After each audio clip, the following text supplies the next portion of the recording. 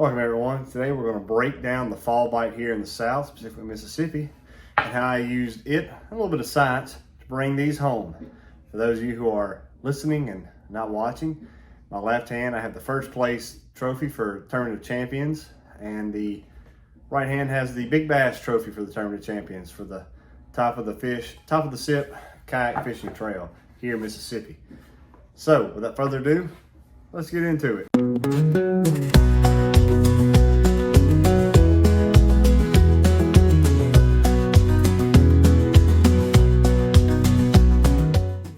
What's up everyone? Welcome to today's episode of Bassin and Biology. I'm your host, Thad Moody.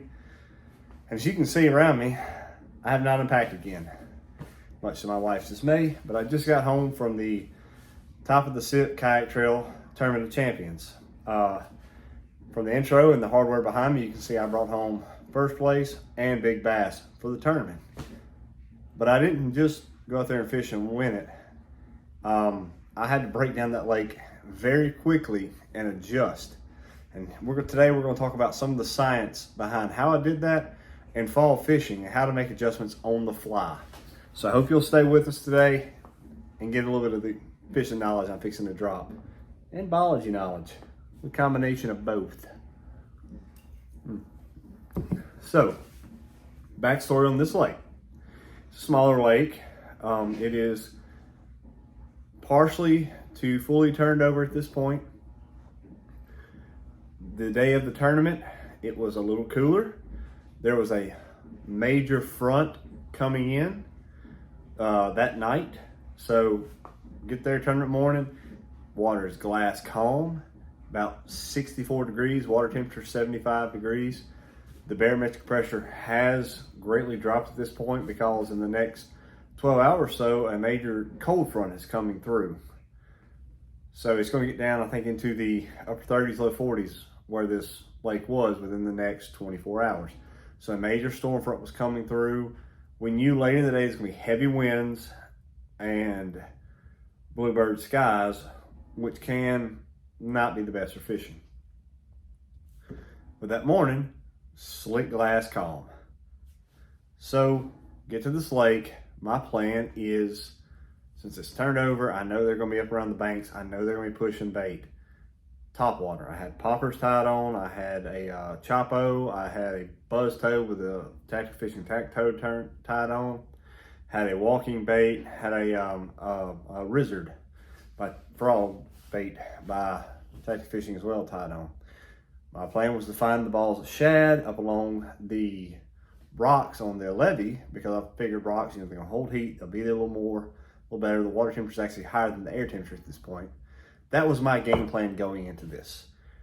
Whether I started on the levee or the far end of the lake was dependent upon the wind.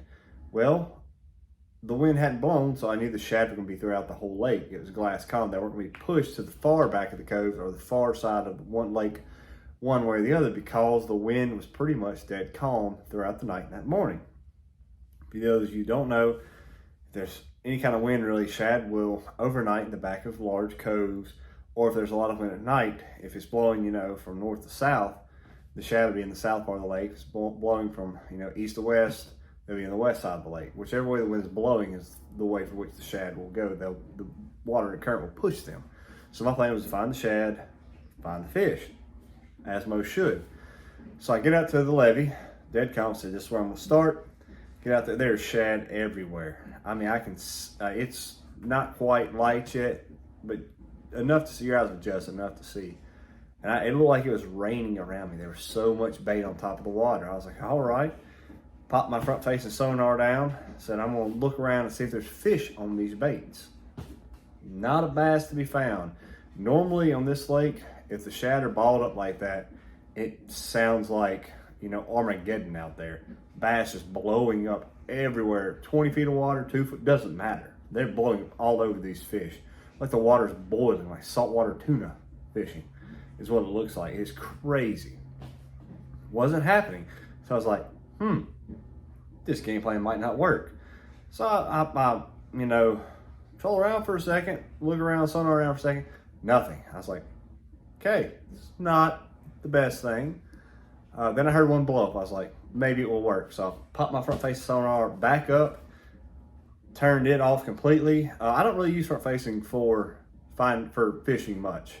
I mainly look for bait and structure. That's what I mainly look for, is active bait balls moving and fish going back and forth through them. I don't, scope. I look for bait, and if fish is going through them, then I figure out where they are. I pop that up, turn it off, and I side scan. That's what I do. I've got my side scan dialed in really well.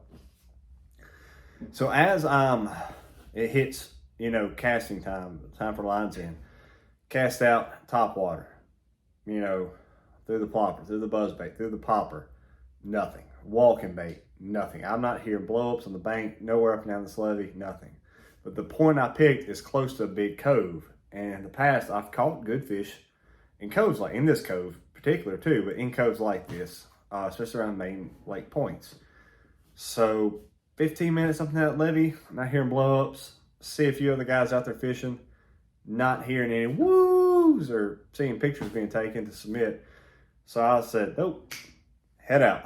Go into this giant cove. It's a big cove. It is the cove right there on the edge. You can see from the plaques up there. And I get in there, start, top water in the center of the cove, and the edges of the cove, and the back of the cove, on the side of this bit. I mean, it's a pretty big cove. I hit top water for probably another 30 minutes, just up and down through this place. Nothing. I was like, well, crap. This ain't working. Change it up some. I know there's deep water in the middle of this cove, and it comes up. There's standing timber in the middle of this cove. I know it comes up and then flattens out somewhat along the banks. I know this time of the year, the fish, depending on the weather, will bounce back and forth between deep water and shallow water. The whole other end of the lake is pretty shallow comparatively to where I'm at. So I'm like, well, I know the fish should be here. I know with the transition, I know with the turnover, I know with the baitness, there should be fish here. There should be. This is a shad predominant lake. There's millions of shad in this lake because it's a walleye breeding lake for the endangered Gulf walleye, and they use it to breed them in. They take breeding stock out, so they pump it full of threadfin, just tons and tons and tons and tons and tons of threadfin. Produces giant bass, it does.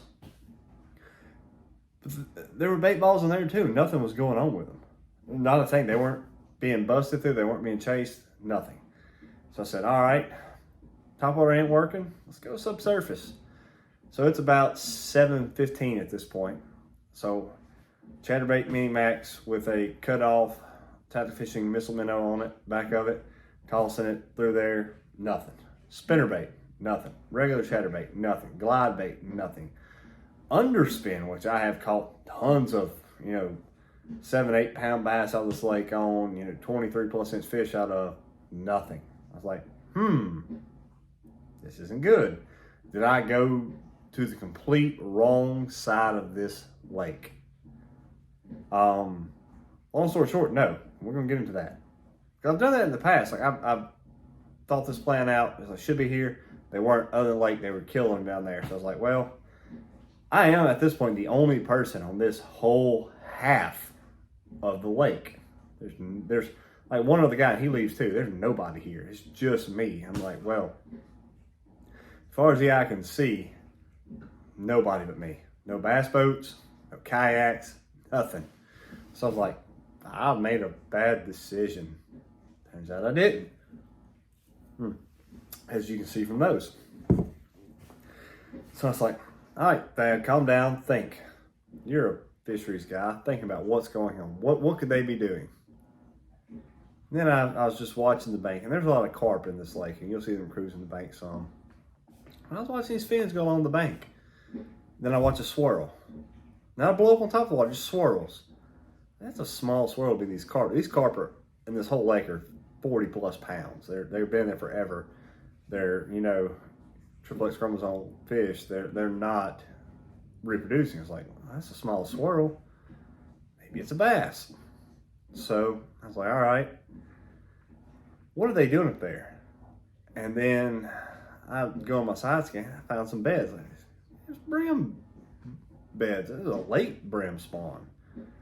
The beds are empty, but to still be formed and see them like that means they've recently hatched out, so you're gonna have some brim in there. That's what they were doing. They were hunting brim in a lake with probably, you know, 1,000,000 pounds of shad in it, if not more. They're hunting brim. So I said, okay, what do I need to do to get these fish to bite? I threw a brim pattern glide bait out there, nothing. I threw a chatterbait out there, a green pumpkin chatterbait, and then a bluegill specific pattern chatterbait, nothing. A spinnerbait with a brim colored trailer, nothing. I was like, well, what's going on? So I whipped out the tried and true. Shout out to Charlie Sanders Fishing and his day Will for convincing me a few years ago to start throwing these, but I whipped out the old wacky worm. To be more specific, I whipped out the Tactical Fishing Company Swagger Stick. You know, when in doubt, swag it out. Hate me all you want, make fun of me in the comments. Don't care. I'm coining that saying. So I whipped out the Swagger Stick in green pumpkin with black flake and started skipping it just along the bank. Skip, skip, skip. I was probably 30, 40 feet out, and I would just skip it and like a rock, like a fleeing bait fish to get their attention, and then let it sink. Count to, give it a 5 count, because it's in less than 3 feet of water, 2 feet of water usually, sometimes, you know, less than a foot right on the bank. Giving that 1 Mississippi, 2 Mississippi, 3 Mississippi, twitch, twitch, 1 Mississippi, 2 Mississippi, 3 Mississippi, twitch, twitch, reel it back in. They say you can't speed fish a wacky worm. It's not true, you can. I do it all the time, catch big fish with it. It works. Skip it up there, few seconds, twitch, twitch, few seconds, twitch, twitch, reel it in. Well, going up and down the bank, I see some more swirls going. And they're swirling on one specific area, on these little sticks that's probably the size of half this, you know, seltzer water can in there. The brim are darting back and forth, and bass are in there with them. Then, in some of the fallen timber on the side of the lake, on the side of the bank that's just barely in the water, you see them around that. So cool. Skip it up in there, skip it up in there, skip it up in there, skip it up in there. I scare some off, and then one hits. 12-incher. It's like a 5-inch worm. I call it a 12-inch bass on it. I mean, I don't know how it tried to eat the whole thing, but 12-inch fish was legal. I was like, okay, this is, 1 is luck, 2 is a pattern. So I keep going. Skip, skip, skip, skip, skip, skip, skip. Now remember, this is the fall time of the year. Fish should be coming up. They should be feeding on moving baits and stuff. Well, they really weren't. Because they weren't hitting when it skipped. It'd sit for a few seconds. I'd slowly see my line start to drift off on that first 5-second count. I always do 5 seconds the first time, twitch, twitch, 3 seconds. So I'd watch it start to drift off. Boom, set the hook, 13.5 inch. I was like, all right, 1 is luck, 2 is kind of a pattern. So cool. I'm going up another bank, probably another 10 minutes. So I've caught 2 fish within 5 minutes of each other, which on this lake is fantastic. In my mind, I'm thinking, these fish are not going to help me win, but my goal, I just want to limit, then I can upgrade. And then I see a big swirl. I was like, that's a carp. But it was around the pattern, so I skipped it up there. The second it hit the water that time, boom, big blow up. I thought, I was like, all right, I hit it back at the carp, scared it. All of a sudden my line goes, out. I was like, oh crap, that's a fish. Set the hook, started reeling in, fight it, fight it, fight it. Gets me wrapped around some timber. I can't really tell how big it is because I'm wrapped around timber. I throw a 15-pound braid with no leaders on my wacky worm, and this is because I fish a lot of heavy timber like this. Hook it, go to bring it up, it's wrapped around there. I can see this fish. I'm like, oh, that's a pretty good fish. So I pedal my way over to it and reach down and net it. Well, it's wrapped around so many times, it ain't coming up, but I can see it. You know, I've got it pinned kind of in the net. So I was like, I'm fixing to do something probably stupid, because I couldn't reach down deep enough to get it, but I couldn't wrap it up because it was caught up under all kinds of stuff. So what I did is had as much tension in this net as I could and cut my line real quick. When I did release it, I yanked that fish up out the water, and that got it for me. You know, I'd had this good fish in this net, and it's up out of the water now. I was like, please don't jump out of this net. It wound up being a 20 3/4 inch bass, about 4 pounds, a little over, which also wound up being big fish at the tournament, which tells you a lot on this lake. Because normally you need 3 fish larger to this than to even get close to the money. So this is a 20 3/4. Normally you need a couple of 22s and 23s to even be near the money. But in my mind, I was like, all right, that's 3 fish, and now I've got a good one. I'm on a pattern. I have it figured out now. So I continue this pattern. Miss a small one, miss another one. Like, cool, stops. The weather has changed completely. The sun is out now. The water is up 5 degrees from what it was. The wind is starting to blow. And as fishermen and scientists, we have to learn to adapt to changing conditions.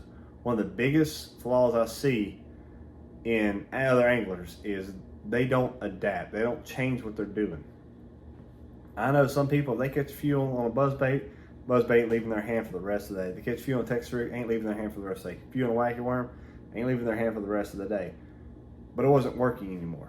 I tried, nothing. I was like, okay, I know what type of fish they're hunting.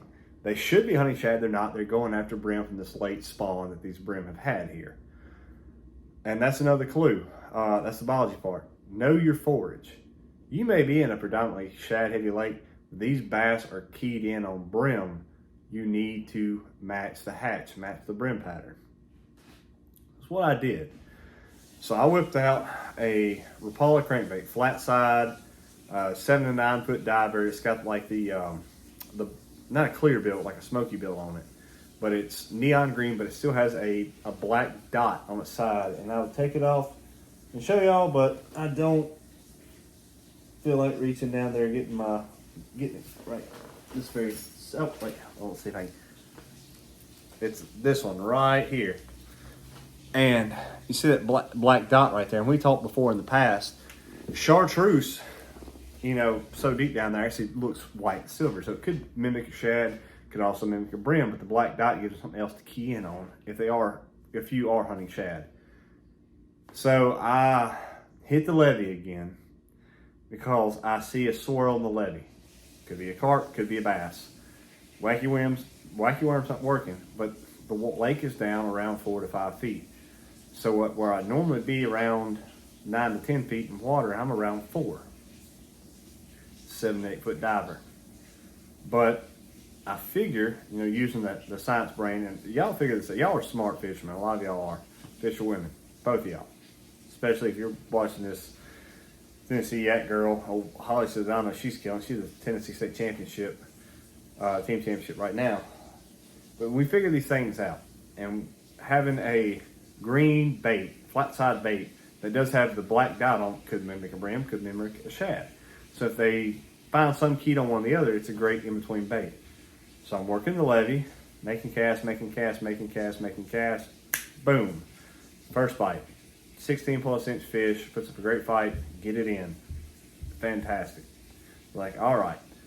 So I work this whole levee, up and down the whole left side of this lake, fish for another hour without another bite. At this point, I've caught probably 7 fish, only 4 keeper size fish. My best 3 at this point are 13 and a half, 16 and a quarter, and 20 and 3/4. So I was like, all right, I'm at 50 inches. That is not going to get me a win here. I need, 60 plus. I really need about 65 for a shot at first place on this lake normally. Apparently today was a very tough bite. I keep fishing. And finding those, I keep finding, bass, they're blowing up on the side, they're coming to that timber area, hitting it, these brim on the bank and shooting back out. I'm finding spots like that, I can't get them to bite, make some awful casts, get hung up on stuff, make one skip with a wacky worm on what I thought was a log sticking out. It turns out it was a water moccasin, so I did hook into the back of a water moccasin. That was fun, getting the hook out. And no, I don't kill snakes. I have a great love for reptiles, so I did not kill the snake. I did not kill this water moccasin. I did get my hook back though, and it swam off very angry, but no longer had a hook in its back. Kind of felt bad for it. But I also had another one try to come in my boat. Pushed it out gently with a paddle. Can't get any more bites. So it's been probably about an hour since I caught my last fish. Shoot to the far side of the lake. There's a bunch of fallen timber all on this one bank. And I've watched people go up and down it, up and down. And I was like, well, this is probably fished out, but I'm going to try. So I position myself in less than 4 feet of water. So if the bank is running this way, I got my kayak nose kind of to it, and I'm casting just on the outside of the timber with this crankbait. You know, bouncing off timber, bouncing off the bottom. I get hung up a lot, as per usual. Then, boom, big strike. Something smoked it. Wound up being a 18-inch bass, which, you know, I got a 20 and an 18 and a 16 something. So I was like, all right, it's a decent bag, but I've got to upgrade. I fish for, I think it's about 11 o'clock at this point. I've got, let's see, 12, 1, 2. I got 3.5 hours left to try to upgrade the 16-inch fish to something bigger. I catch a bunch of 12s and 13s and 14s, but no more big fish. No big fish. I missed one that was decently well.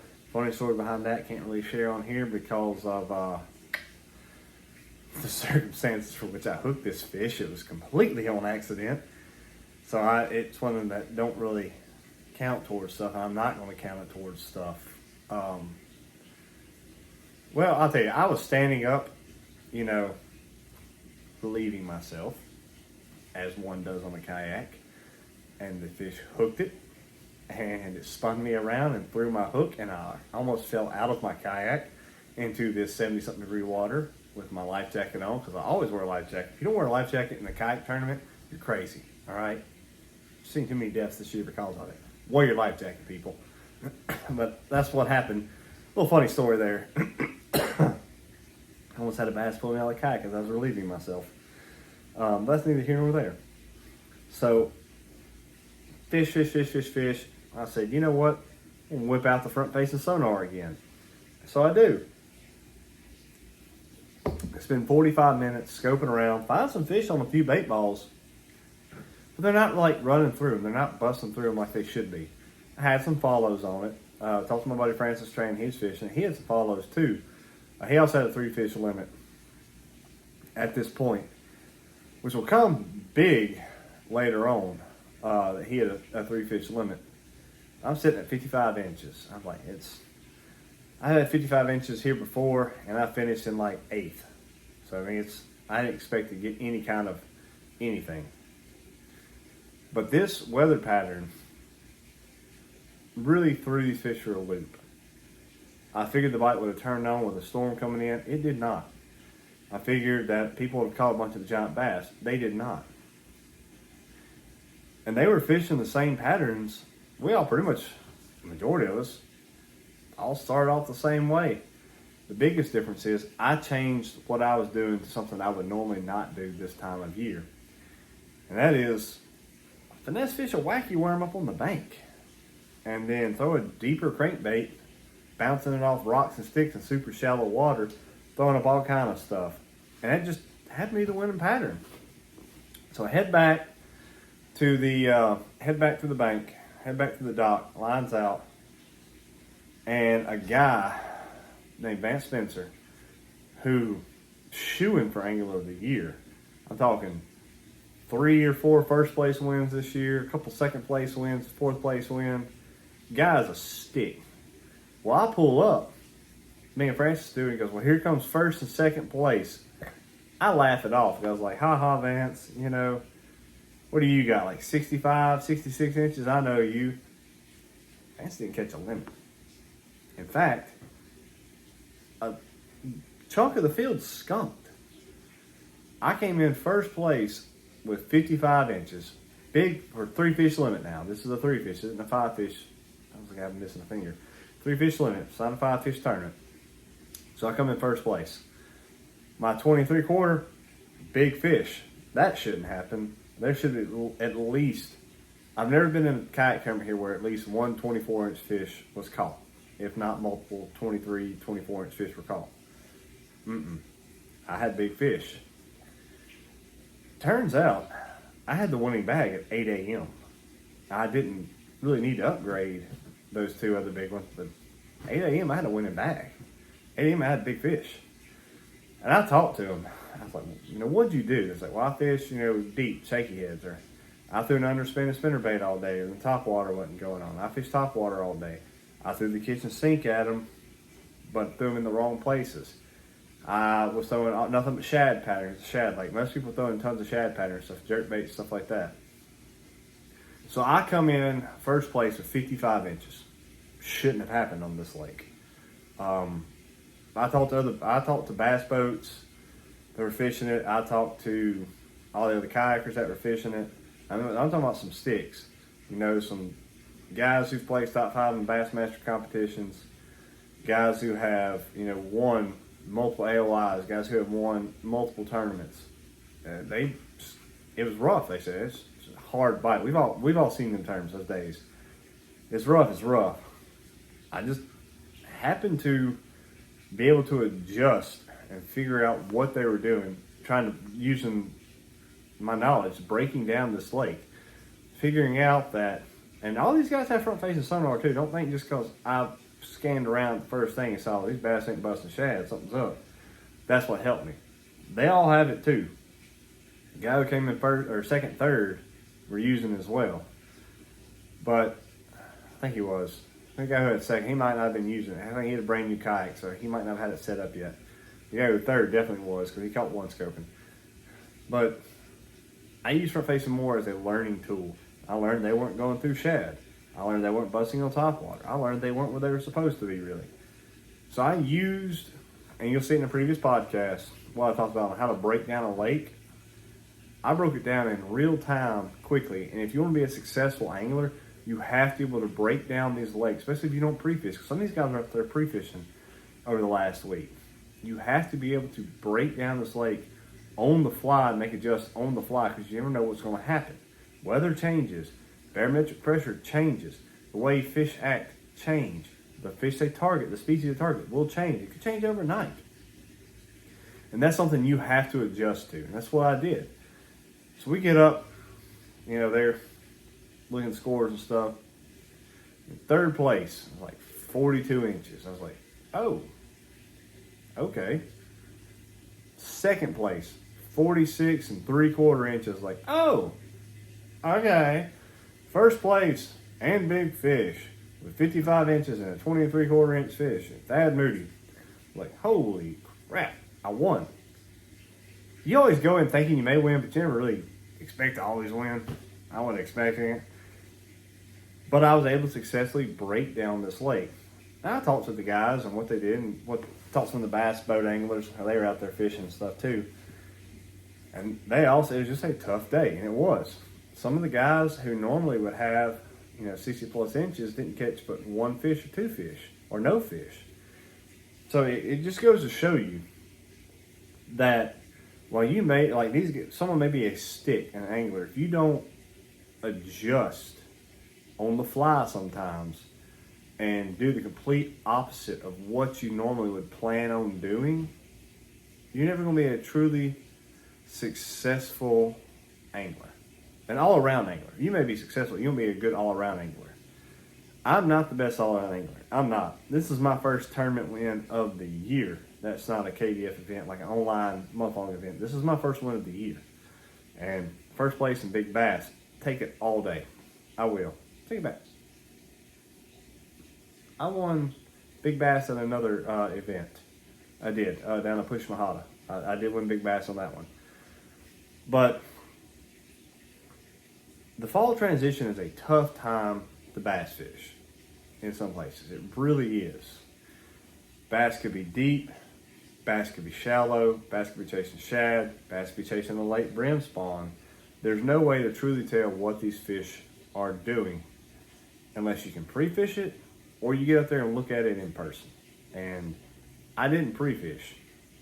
It was my 5-year wedding anniversary the day before this tournament. I didn't go pre-fish. I spent time with my loving wife, who allows me to go fishing all the time. We had a beautiful dinner. We went to bed. I woke up at 2 a.m., drove up there, dead tired, pumped up on Alani and caffeine and the want to fish, the will to fish, and Ended my tournament season with a win. First place tournament champions, first place big bass. And to wrap this video up, I have a few thank yous. First off, thank you to Mid-South Floats out of South Haven, Mississippi. Thank you for sponsoring this trail and doing great things.